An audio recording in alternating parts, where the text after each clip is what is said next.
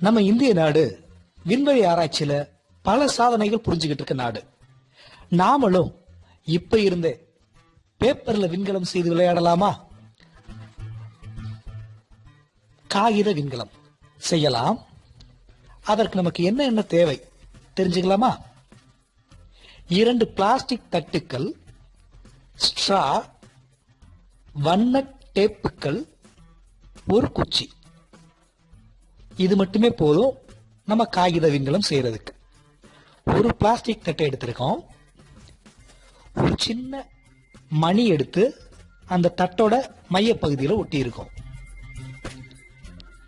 அடுத்த தட்டையும் அதுக்கு மேல வச்சு இந்த மாதிரி மூடுறோம்.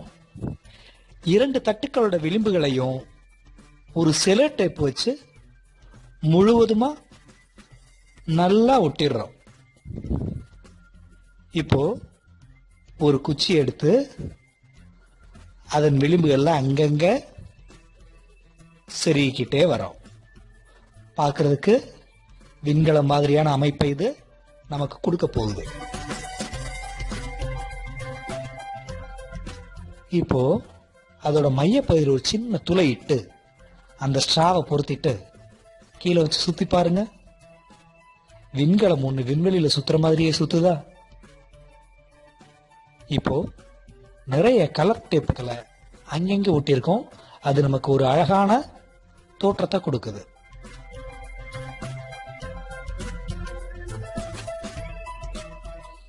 விண்கலம் மாதிரியே சுத்துதா?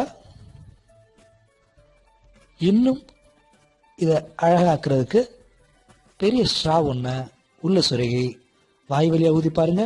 உள்ள போற காற்று கூட அதை சுத்த வைக்குது. இது இன்னும் அழகா தெரியுது நமக்கு. இதை இன்னும் கொஞ்சம் வேற மாதிரி செய்யலாமா? என்ன பண்ணலாம்? இந்த வளைந்த ஸ்ட்ராவை எடுத்து அந்த ஸ்ட்ரால சொருகிக்கிட்டு இப்ப தனியா வச்சு சுத்துங்க. ஆஹா, அழகா சுத்துது. விண்கலம் மாதிரியே சுத்துது.